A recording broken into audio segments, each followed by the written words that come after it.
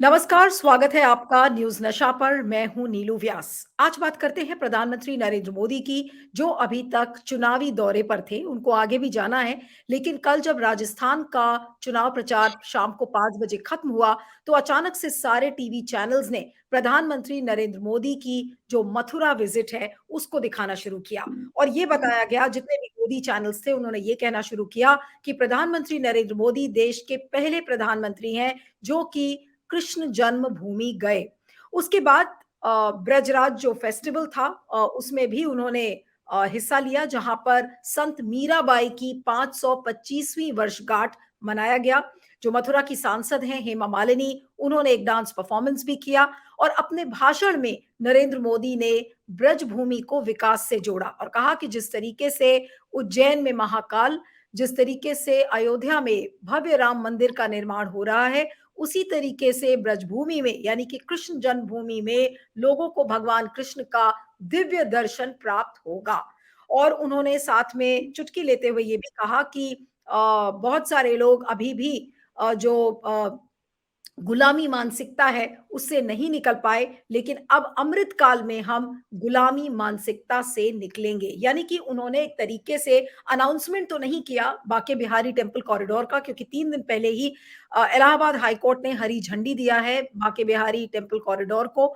तो उन्होंने अनाउंसमेंट तो नहीं किया कि इसका काम-काज शुरू कब से होगा, लेकिन जिस तरीके से उन्होंने कहा कि कृष्ण जन्मभूमि अ पर हम एक दिव्य कृष्ण मंदिर बनाएँगे, तो ज़ाहिर-सी बात है कि जो शाही ईदगाह की जो छोटी जो ईदगाह का मसला कई लोकल कोर्ट्स में इस समय फँसा हुआ है, तो उसका भी निपटारा कहीं न कहीं से होगा। तो सवाल ये उठता है कि अगर शाही ईदगाह का मामला जो सारे लोकल कोर्ट्स में पेंडिंग है, तो क्या नरेंद्र मोदी एक तरीके से डायरेक्टली, इनडायरेक्टली इस बात का संकेत दे रहे हैं कि जो 2024 की लड़ाई है, वो काशी और मथुरा पे लड़ी जाएगी, क्योंकि वो मेन फोकस में आ गया है। क्या वो वीएचपी और आरएसएस के लोगों को ये बात कह रहे हैं कि भई अब तुम तैयार हो जाओ और तुम्हारे लिए एक बहुत बड़ा कारण है कि अब अगर बीजेपी को ज़िंदा रखना है, तो हमें काशी और मथुरा की बात करनी पड़ेगी। साथ में उन्होंने मीराबाई का जो प्रेम अचानक से दिखाया, आज तक कभी किसी पॉलिटिकल पार्टी ने कम से कम मीराबाई के बारे में इस तरीके की बातें या फिर उनकी वर्षगांठ को नहीं मनाया। लेकिन क्योंकि राजस्थान में चुनाव थे, वहाँ पर राजपूतों की संख्या भी ज़्यादा है, तो कई लोग ये भी कह रहे थे कि हो सकता है कि राजपूतों के वोट्स को वो साधने की कोशिश कर रहे हों, क्योंकि कल एक वायलेशन ऑफ मॉडल कोड तो है ही, लेकिन क्योंकि वो राजस्थान में नहीं हो सकते थे, तो जो राजस्थान के जो सटे हुए इलाके हैं ब्रजभूमि से, जैसे कि धौलपुर, करौली, भरतपुर, ये तमाम वो इलाके हैं जो कि ब्रिजभूमि के बेल्ट का हिस्सा बनते हैं और वहाँ पर बीजेपी का परफॉर्मेंस बहुत खराब था। अगर आप पिछले बार 2018 का आप अगर चुनाव देखें, तो वहाँ पर बीजेपी को सिर्फ 1 सीट मिली थी और वो थी धौलपुर। तो ये भी एक तरीका था, लेकिन साथ में उन्होंने राजस्थान को साधा और साथ में एक तरीके से 2024 का चुनावी बुगल भी बजाने की कोशिश की है। इसी सब पर हम बातचीत करेंगे। इस समय हमारे साथ समृद्ध भारत के अ, डायरेक्टर पुष्पराज देशपांडे हैं, समृद्ध भारत फाउंडेशन के डायरेक्टर हैं। पुष्पराज, आपका बहुत-बहुत स्वागत है न्यूज़ नशा पर। और जो मेरा पहला सवाल है कि प्रधानमंत्री नरेंद्र मोदी की जो कल की जो ब्रिजभूमि की जो ट्रिप थी, आप उस विज़िट को कैसे देखते हैं? क्या उन्होंने एक तरीके से 2024 की लड़ाई अपने उनका पोल प्लान क्या होगा? उनकी कौन-सा इश्यू उनके लिए महत्वपूर्ण है? क्या एक तरीके से उन्होंने इसका चुनावी ऐलान एक तरीके से कर दिया है? जी, नीलू जी, आपको और हमारे दर्शकों को मेरा नमस्कार। देखिए, प्रधानमंत्री मोदी हमेशा से ही लोकतांत्रिक मूल्यों का उल्लंघन करते आ रहे हैं। जब चुनाव आयोग ने model code of conduct Rajasthan में जारी कर दिया है, तब दूसरे राज्य में जाकर एक ऐसे मुद्दे को छेड़ना जिससे राजस्थान में प्रभाव पड़े, ये बिल्कुल ही अनुचित और अनैतिक है। किसी भी मायने से इसे चीटिंग कहते हैं, क्योंकि जो नियम सारे दलों ने फॉलो करने की प्रतिज्ञा ली है, आप उसी को तोड़ रहे हो। मूल रूप से अगर आप देखिए तो प्रधानमंत्री मोदी ये कह रहे हैं कि देश के लिए एक नियम और एक कानून है, हम लेकिन उससे बड़े हैं। हम सब आम आदमी के लिए एक कानून है, लेकिन भाजपा के खास आदमियों के लिए एक दूसरा कानून है। यही कह रहे प्रधानमंत्री मोदी। इससे मोदी जी प्रधानमंत्री पद की गरिमा के उनके उसके ऊपर भी कीचड़ उछाल रहे हैं। क्या आप सोच सकते हैं कि कोई भी इसके पहले कोई भी प्रधानमंत्री है, या डॉक्टर मनमोहन सिंह हो, अटल बिहारी वाजपेयी हो, नरसिम्हा राव हो, उन्होंने ये देश के कानून का उल्लंघन करेंगे? क्या ऐसे लग सकता है आपको कोई भी कोई भी प्रधानमंत्री ये करेगा? नहीं। दूसरी बात, प्रधानमंत्री मोदी मीराबाई का इसलिए समारोह बना रहे हैं क्योंकि राजपूत समुदाय उनको सिर्फ एक संत नहीं बल्कि भगवान भी मानती है। लेकिन मुझे संदेह है कि ये प्रतीकात्मक इशारा काम करेगी, क्योंकि भाजपा ने कोई कसर नहीं छोड़ी अपने ही राज्य के नेताओं को नष्ट करने की। जो प्रधानमंत्री मोदी जी और अमित शाह जी ने कर्नाटक में येडियुरप्पा जी के साथ किया, वही उन्होंने राजस्थान के वसुंधरा राजे जी के साथ किया है, मध्य प्रदेश में रमन सिंह जी के साथ किया है, और छत्तीसगढ़ में, और मध्य प्रदेश में शिवराज चौहान के साथ किया है। जब कोई सब्जी बनानी होती है तो सिर्फ जीरे की चटकाटे से या मसाले से नहीं बनती। आपको सब्जी चाहिए, तेल चाहिए, नमक चाहिए, कई सारी सामग्री चाहिए। बिना बुनियाद के आप कैसे जीत सकते हो चुनाव? तो आई डोंट थिंक, मुझे नहीं लगता कि प्रधानमंत्री की इस सिंबॉलिक जेस्चर से वो चुनाव जीत पाएंगे। तीसरी बात, जिन मीराबाई को प्रधानमंत्री मोदी याद कर रहे हैं, वो पूरे जीवन भर नफरत और धार्मिक कट्टरवाद के खिलाफ रहे हैं। मीराबाई जिस भक्ति परंपरा से आते हैं, जिसके एक अहम हिस्सा है, वो हिंदू रूढ़िवाद जो ऑर्थोडॉक्सिज्म है उसके खिलाफ थे। अगर मीराबाई आज के समय इस न्यू इंडिया में जिंदा होते तो भाजपा उन पर वार करके उनको भारतीय संस्कृति का गद्दार कहते। एक हिसाब से, एक नजरिया से पीएम मोदी एक एहिस्टोरिकल, ऐतिहासिक और दार्शनिक बेतुकापन कर रहे हैं। चौथी बात, इन सारी बातों में हम मुख्य मुद्दे को नजरअंदाज कर रहे हैं। देखिए, आरएसएस और वीएचपी हमेशा से दो नारों पर संयम रहे हैं पिछले 40 सालों से। पहला, 3 नहीं 3000, नहीं रहेगी एक मजहर, ये पहला नारा था। और दूसरा नारा, ये तो पहली झांकी है, काशी मथुरा बाकी है। पिछले कई सालों से अगर आप ध्यान से देखें, मथुरा में और यूपी में ज्ञानवापी मस्जिद के खिलाफ एक व्यवस्थित अभियान चलाया जा रहा है। आरएसएस भाजपा ने दृढ़ निश्चय कर लिया है कि जो 1992 में उन्होंने अयोध्या में किया था, वो देश भर में होगा जब तक भारत मजहर मुक्त नहीं हो जाता। अब नहीं, तो कई सारे लोगों, कह रहे सॉरी, हैं पुष्पांश, क्या आप ये कह रहे हैं कि कल की जो प्रधानमंत्री नरेंद्र मोदी की स्पीच थी, उन्होंने एक तरीके से वीएचपी, आरएसएस और बाकी जो उनके फ्रिंज एलिमेंट्स है, क्या उनको जगाने की कोशिश किया है? क्योंकि अयोध्या मंदिर बनकर तैयार हो जाएगा 22 जनवरी को और उसका उद्घाटन है, वो तो सबको पता है। लेकिन जो सोई हुई वीएचपी है, सोया हुआ आरएसएस है एक तरीके से, क्या उसकी कॉन्शियसनेस को प्रधानमंत्री नरेंद्र मोदी जगाने के लिए उकसा रहे हैं? और उनको डायरेक्टली इनडायरेक्टली ये कहा जा रहा है कि जो 1992 में जिस तरीके से बाबरी मस्जिद को ढाया गया था, कुछ उसी प्लान पर अब बीजेपी को काम करते हुए क्या उन्होंने इस तरीके का कुछ संकेत दिया है? देखिए, वो उनको उकसा नहीं रहे हैं, ये तो इनकी चाह रही है। आरएसएस और बीएचपी की पहले से चाह रही है कि हम लोग इसके बारे में कुछ करें। प्रधानमंत्री मोदी ने अब उनको संदेश ये दिया है, संकेत ये दिया है कि आपको मेरा पाठिंबा है, आपको मेरा प्रोत्साहन है, आपको जो करना है आप करिए। हमने पिछले 9 सालों में कुछ देश के हित के लिए नहीं किया है, जनता के हित के लिए नहीं किया है, कुछ काम नहीं कर रहा है। जनता को वोट करने के लिए कोई अब कोई एक जुमला नहीं बचा है हमारे पास। आपको जो कट्टरपना फैलाना है देश में, आपको जो सांप्रदायिक दंगे करवाने कराइए, जो आपको अस्थिरता और सांप्रदायिक अस्थिरता देश में फैलानी है फैलाइए, उसी से हम लोग वोट मांगिए। तो वो उकसा नहीं रहे हैं, वो उनको संधि दे रही है कि आप करिए, क्योंकि हम लोग अब मजबूर है, हम लोग यानी भाजपा मजबूर है, क्योंकि और कोई जरिया बचा नहीं है।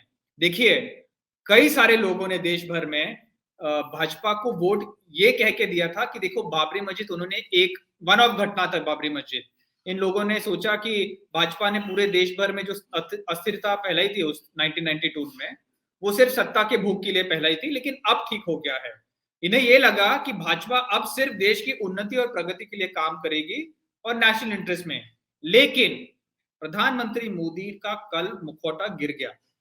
उनका ये क्लियर संदेश था देश को कि हम सत्ता के लिए कुछ भी करने के लिए तैयार है। मथुरा में जो आरएसएस वीएचपी कर रही है और जिससे पीएम प्रधानमंत्री मोदी जिसको अपना आशीर्वाद दे रहे हैं, वो पूरे देश भर में तनाव और हिंसा का माहौल फैला देगा। और इससे इतनी हानि होने वाली है देश को कि अब हम अंदाजा नहीं लगा सकते हैं। विदेशी कंपनियां और तेजी से भाग जाएगी देश छोड़ के। उससे बेरोजगारी पे, वेतन पे और अर्थव्यवस्था पे क्या असर पड़ेगी, ये कोई नहीं सोच रहा है। नहीं, लेकिन पुष्पराज, जो कृष्ण जन्मभूमि का मसला है और शाही ईदगाह मॉस्क का भी पेंडिंग है, उसके पिटिशंस कई लोकल कोर्ट्स में इस समय है। मुझे नहीं पता कि वो किस तरीके से लीगली आगे बढ़ेगा। लेकिन क्या शाही ईदगाह मॉस्क का जो इशू है, क्या उसको बिना रिजॉल्व किए कृष्ण जन्मभूमि का के मंदिर का सपना मोदी जी लोगों को दिखा सकते हैं? या फिर वो ये इनडायरेक्टली कह रहे हैं कि देखिए, शाही ईदगाह मॉस्क को भी हम उसी तरह से धराशायी करेंगे, लीगली हम परमिशन लेके करेंगे, चाहे जैसे भी हो जाए, और फिर हम एक दिव्य मंदिर कृष्ण भगवान का बनाएंगे। क्या उन्होंने अपनी बातों में अंडरलाइनिंग मीनिंग आपको ये भी कल दिखा? जी। नीलू जी, मैं आपसे एक प्रश्न पूछना चाह रहा हूँ इस सवाल का जवाब देने के पहले। क्या प्रधानमंत्री मोदी देश के प्रधानमंत्री है या टेम्पल ट्रस्ट के चेयरमैन है? हम्म। आप मुझे सीधे से जवाब बताइए। अगर वो मंदिर, देखो, हिंदू धर्म किसी का भी धर्म हो, ये अपनी व्यक्तिगत आस्था की बात है। प्रधानमंत्री का काम नहीं है कि मेरी आस्था से खिलवाड़ करे। मैं भी हिंदू हूं, लेकिन जिस तरह ये बार बार हमारे धर्म का दुरुपयोग करके राजनीतिक फायदे के लिए इसको तोड़ मरोड़ रहे हैं, दूसरे देश में बंटवारा करवा रहे हैं, दूसरे लोगों को पिटवा रहे हैं, मरवा रहे हैं, ये हिंदू धर्म के बिल्कुल विपरीत है। और ये बिल्कुल ही, मतलब जो भी ये सब कर रहे हैं, ये हिंदू धर्म के इनका कुछ लेना देना नहीं है। ये सिर्फ धर्म को एक ठेकेदारी की तरह यूज कर रहे हैं, अपने अपने व्यक्तिगत राजनीतिक फायदे के लिए इसको तोड़ मरोड़ कर वो आगे की सोच रहे हैं। इनका कुछ लेना देना नहीं है। और अगर ज्ञानवापी मस्जिद, आपका जो मुख्य सवाल था, मस्जिद मंदिर का जो सवाल है, ये वो दो समुदाय तय करेंगे खुद बैठ के। और अगर इसमें न्यायालय को एडजुडिकेट करना है, वो न्यायालय पे जाए। इसमें किसी भी राजनीतिक दल को हाथ नहीं लगाना चाहिए, खास करके भाजपा को, क्योंकि बार बार इन्होंने धर्म का दुरुपयोग करके देश में सांप्रदायिक हिंसा करवाया है। तो इससे तो मैं वेरी वेरी क्लियर हूं। नहीं, लेकिन पुष्पराज, आने वाले दिनों में आपको सबसे बड़ा डर क्या लगता है? कल जब मैंने खुद प्रधानमंत्री की स्पीच सुनी, जब मैंने उनको देखा कि वो अचानक से मीराबाई को याद कर रहे हैं, अचानक से कृष्ण जन्मभूमि के बारे में वो बड़ी-बड़ी बातें कर रहे हैं और कह रहे हैं कि देखिए, उसी दिव्यता से हम सभी लोगों को दर्शन करवाएँगे, वो विकास से भी उसको जोड़ रहे हैं। तो भले ही वो उस वायलेंट एंगल पर बात ना कर रहे हों, लेकिन ये दिव्यता, भव्य दर्शन कृष्ण भगवान का, ये तो तभी पॉसिबल होगा ना जब शाही ईदगाह मॉस्क का जो इशू है वो रिजॉल्व हो जाएगा। वो रिजॉल्व कैसे होगा? क्या बातचीत से होगा और लीगली और एमिकेबली सेट होगा, जैसे कि राम मंदिर का इशू इन लोगों ने रिजॉल्व किया, कुछ उस तरीके की चीजें होंगी, या फिर वाकई में इसको तोड़ा जाएगा, ढाया जाएगा, बिल्कुल जैसे कि जो 1992 का प्लान था? तो क्या 1992 के प्लान पर क्या बीजेपी काम कर रही है? कल के ट्रिप के बाद क्या ये अब क्लियर हो गया है? देखिए, पहले कोर जो मूल्य उद्देश्य है, जो मूल्य इधर की बात है, उस पर ध्यान रखिए, भटकिए मत इधर नीलू जी। मूल्य बात क्या है? आस्था सबकी इंडिविजुअल होती है। मेरा धर्म, मेरी आस्था सिर्फ व्यक्तिगत मेरा है। मैं किस भगवान को मानूं और भगवान के साथ जो मेरी बातचीत हो रही है, वो मेरी व्यक्तिगत बात है। इसमें कोई राजनीतिक दल ना घुसे, इसमें कोई राजनीतिक दल उसका दुरुपयोग करके कुछ और ना करे। यही मेरी इच्छा यही रही है। अब प्रधानमंत्री मोदी इसको क्यों इस्तेमाल कर रहे हैं? आप समझिए, प्रधानमंत्री मोदी इसका क्यों दुरुपयोग कर रहे हैं, क्यों इस्तेमाल कर रहे हैं? अगर आप 9 साल से सरकार में है, आप सचमुच देश, मैं आपको ये कह रहा था नीलू जी, देखिए कि अगर प्रधानमंत्री मोदी और भाजपा सरकार ने पिछले 9 साल में सचमुच देश और जनता की उन्नति के लिए काम किया है, तो उनको अब धार्मिक मुद्दों के जरिए से वोट मांगने की जरूरत नहीं पड़ती। आप ये बात समझिए। ये क्यों कर रहे हैं? क्योंकि इन्होंने 9 साल में कुछ नहीं किया है ऐसा देश के लिए जिससे देश की जनता उनको वोट दे या बहुमत दे। अब इस बात को लेके वो हमारे आपके धर्म का दुरुपयोग कर रहे हैं, उसको तोड़-मरोड़ कर अपने राजनीतिक फ़ायदे के लिए इस्तेमाल कर रहे हैं। ये एक्चुअली हिंदू विरोधी काम है, क्योंकि धर्म और आस्था अपनी जगह पे है, राजनीति अपनी जगह पे है। दोनों को मिक्स करने की बात है ही नहीं। तो ज्ञानवापी और कृष्ण जन्मभूमि की बात एक लेवल पे कभी भी डिसीजन लेना नहीं चाहिए इसके ऊपर। ये बात दो धर्मों की है, वो खुद तय करें। हुँ, और इसमें जज जूरी एग्जीक्यूशनर प्रधानमंत्री मोदी या भाजपा सरकार नहीं हो सकती। हुँ। नहीं, तो आपको आने वाले दिनों में सबसे बड़ा डर या सबसे बड़ी चुनौती आपको क्या लगता है? जब बीजेपी ने कृष्ण जन्मभूमि का नारा कल दे दिया है कि भई वो कृष्ण जन्म भूमि पर वो एक भव्य और दिव्य मंदिर भगवान कृष्ण का बनाएँगे, तो वो चीज़ तो तभी पॉसिबल होगी कि जब जो एन्क्रोच्ड एरियाज़ हैं, जहाँ पर ईदगाह बना हुआ है, उसको हटाया जाएगा। तो क्या आने वाले दिनों में आप किसी तरीके का सामाजिक उन्माद या किसी तरीके का वायलेंस आप एक्सपेक्ट कर रहे हैं कि आने वाले दिनों में? अब तो लोकसभा के चुनाव को कुछ ही महीने रह गए हैं। तो आपको क्या लगता है कि आने वाले दिनों में सबसे बड़ी चुनौती क्या होगी? देखिए, भाजपा की पूरी तैयारी है कि अयोध्या का जो उद्घाटन होगा, अयोध्या मंदिर में जो उद्घाटन होगा, उसका एक बड़ा-सा एक अभियान चला रहे हैं 1 महीने भर। अगर उन्हें लगता है कि इस अभियान से चुनाव जीत सकते हैं, तो वो इस मुद्दे को 2024 के चुनाव के बाद उठाएँगे। 2025 में जब आरएसएस की शतक हो जाती है। मुझे तो ये लग रहा है। लेकिन अगर उनको लग रहा है कि ये जो अयोध्या अभियान चलाएँगे ये लोग, अयोध्या राम जन्मभूमि का जो अभियान चलाएँगे, इससे वोट नहीं पड़ रहे क्योंकि लोगों को लग रहा है कि इसके लिए तो वोट दे चुके हैं। तो ये शत प्रतिशत ये मुद्दा इस चुनाव के पहले आएगा और ये हुँ, देश के लिए और इंडिया दलों के लिए एक बड़ी गंभीर चुनौती है। क्योंकि इंडिया दल प्रगतिशील है, वो रोटी, कपड़ा, मकान, सड़क, बिजली, पानी और जान-जहान जीविका की बातें करेंगे और करना भी चाहिए। लेकिन अगर हम और इंडिया दल सांस्कृतिक और धार्मिक मामलों से दूर रहते हैं, वो भाजपा को एक ब्लैंक चेक दे रहे हैं कि हुँ। आपको जो करना है आप करिए और हम लोग इस मुद्दे से परे हैं। नहीं, ये लेकिन अगर अब हम लोगों बीजेपी नहीं, लेकिन पुष्पराज अगर बीजेपी काशी और मथुरा के मुद्दे को पूरी पुरजोर तरीके से उठाती है, बिल्कुल ऐसे ही जैसे कि उन्होंने अयोध्या का मुद्दा उठाया था, तो फिर इंडिया अलायंस की जो पार्टीज़ हैं, वो किस तरीके से अपना रोड मैप तैयार करेंगी? स्पेशली कैंपेन का। अभी तक तो ठीक है, जान-जहान, जीविका सबकी बात हुई, कास्ट सर्वे की बात हुई, सेक्युलर इश्यूज़ की बात हुई, लेकिन अगर काशी और मथुरा प्रबल मुद्दे बीजेपी के लिए बन जाते हैं, तो इंडिया अलायंस फिर क्या मुद्दे लेकर आएगा? क्या वो सेक्युलर और इस तरीके के कम्युनल मुद्दों को मिक्स करेगा? क्या करेगा इंडिया अलायंस? देखिए 2019 का जो मेटा नैरेटिव था वो राष्ट्रवाद का था, हुँ, जब वो पुलवामा का कांड हुआ था। अब अगर इन्होंने ये फिर से किया कुछ, 2019 में जो राष्ट्रवाद का चुनाव था पुलवामा के बाद, अब अगर ज्ञान वापिका मस्जिद आ जाता है, तो ये अब एक धार्मिक धार्मिक न्यूक्लियर बॉम्ब होगा, धार्मिक परमाणु बम होगा। और मैं फिर से गहराई से कहना चाह रहा हूँ, गंभीरता से कहना चाह रहा हूँ, कोई भी इंडिया दल इस मुद्दे को हट नहीं सकती। इनको कहना होगा कि हम जो संवैधानिक उसके साथ खड़े हैं, धर्मनिरपेक्षता के साथ खड़े हैं, सर्वधर्म संभव के साथ खड़े हैं और ये रेखा के ऊपर ही उन्होंने अपनी राजनीति करनी पड़ेगी। अगर कोई भी इंडिया दल इससे भागती है और बीजेपी को टैकल करने से शर्माती है, तो देश के लिए बड़ी-बड़ी समस्या खड़ी हो जाएगी। जी, आप नीलू जी आप कह रहे थे, सॉरी माफ़ कीजिए हाँ, हाँ। नेटवर्क मेरा ये आखिरी सवाल था आपसे कि आपने एक बहुत इंटरेस्टिंग टर्म यूज़ किया कि मोदी जी धार्मिक परमाणु बम की तैयारी में लग गए हैं। तो ये जो कृष्ण जन्मभूमि पर जिस तरीके का कल प्रधानमंत्री नरेंद्र मोदी ने बुगल बजाया है, उन्होंने कृष्ण मंदिर का आश्वासन लोगों को दिया है, तो क्या ये एक धार्मिक परमाणु बम के ऑलमोस्ट इक्विवेलेंट है?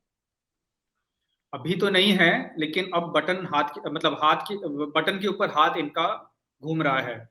क्योंकि हुँ, मैंने जैसे पहले नेटवर्क खराब था शायद आप सुन नहीं पाए। इनकी पूरी तैयारी है कि जो राम मंदिर का उद्घाटन होगा जनवरी में, उसके बाद पूरे देश भर में ये अभियान चलाने वाले हैं। अगर वो काम कर गया और अगर उनको वोट मिल रहा है, तो ये धार्मिक परमाणु बम पे बटन नहीं दबाएंगे। ये जो मथुरा ज्ञानवापी वाला मस्जिद है, उसमें नहीं करेंगे। लेकिन अगर उन्हें लग रहा है कि ये नहीं काम कर रहा है, क्योंकि लोगों ने वोट दे चुके हैं उनको, कई 1992 से वोट दे रहे हैं इनको। अगर ऐसे हुआ तो 100% इस मुद्दे signal to try last sentence में आपका सुन नहीं पाई पुष्पराज। ओके, सिग्नल की कुछ प्रॉब्लम है, लेकिन मोटा-मोटा पुष्पराज ने अपनी बातों को कह दिया और कम्युनिकेट भी कर दिया कि तैयारी है पूरी-पूरी एक तरीके से राम मंदिर में, अयोध्या में जो राम मंदिर बन रहा है, उसके पे 1 महीने पहले कोई यात्रा निकाली जाएगी, बीजेपी उसको सेलिब्रेट करेगी और अगर वो मुद्दा क्लिक नहीं करता, तो फिर उसके बाद ये काशी और मथुरा की तैयारी, अगली तैयारी होगी और ये हो सकता है कि जो पुष्पराज कह रहे थे कि बटन पर हाथ रख दिया गया है, लेकिन वो बटन दबाने की देर है और अगर वो बटन दब गया, तो फिर ये एक धार्मिक परमाणु बम होगा और उससे आप भारत को कैसे बचाएँगे, ये देखना होगा। Thank you so much Pushpraj. I don't know if you are still connected with us. Thank you so much और इस वीडियो को ज़्यादा से ज़्यादा शेयर करिएगा, फीडबैक दीजिएगा और बने रहिएगा मेरे साथ न्यूज़ नशा पर। Thank you.